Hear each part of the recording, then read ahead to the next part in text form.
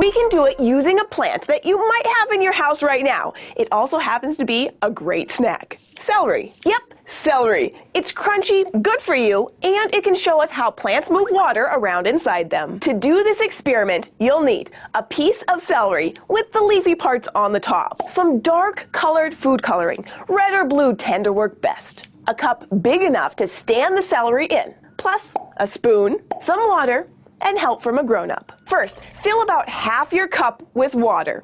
Then add at least 5 drops of food coloring to the water. The more you put in, the easier it'll be to see later. So go ahead and use a lot. Now ask a grown-up to cut off the bottom edge of the celery stalk, so the celery at the end is nice and fresh. Then put the celery in the colored water. Oh, and I forgot to mention one more ingredient for this experiment: patience. You're going to have to wait a full day, at least, to see how the colored water changes the celery. So put your experiment somewhere out of the way. When you come back a day later, have a close look at the leaves at the top of the celery.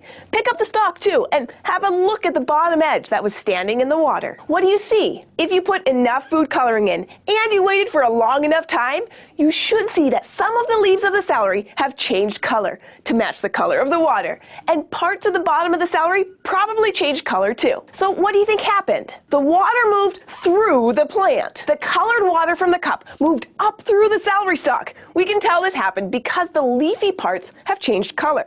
And we can see the color all through the stalk, especially if we break it in half. This movement of water actually happens all the time in plants. And it happens because water is actually leaving the plant from the top through the leaves, which then pulls up more water from below. When a plant is full of water, like the stalk of celery that's been soaked in water for a long time, some of the extra water inside leaves the plant through tiny holes in the leaves. And as these extra water particles move into the air, they pull on the water particles that are still in the leaf, which pull on the ones in the stem, which pull on the ones in the roots. It's like a big chain of water particles pulling on each other from the top to the bottom of the plant. In our experiment, water moved from the leaves of the celery into the air. The water particles stuck to one another and moved through the stalk, dragging the food coloring with them. But the actual color didn't evaporate into the air. It stayed in the celery. In fact, if you look at the bottom of the celery, the color helps you see the special parts of the plant that move water around inside it. These parts make up what's called the xylem.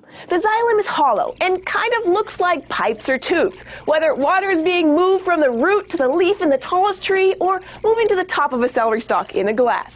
It's being carried in the xylem. Now that you've done this experiment once, you can probably think of lots of other experiments to try too. For example, does it matter what type of food coloring you use? What would happen if you split the bottom of the celery stalk in two and put each half in a different color of water? Would the same experiment work if you use a different type of plant or even a flower? The possibilities are endless. Try this experiment at home or at school and share a picture or a video with us to show us what happened. And come back to join us every Monday and Wednesday for more science and experiments. Bye, guys.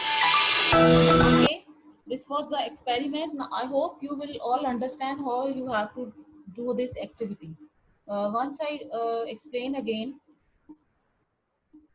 take any plant, you can take any plant and soak it in a food coloring in your kitchen. Maybe take that food coloring from the kitchen and make a solution like that she was doing in the video, and put the plant or the stem in the glass, and you have to wait for 1 day or 2 days. Then water, because the water will move slowly, and then you will show the coloring in the stem or in the leaves.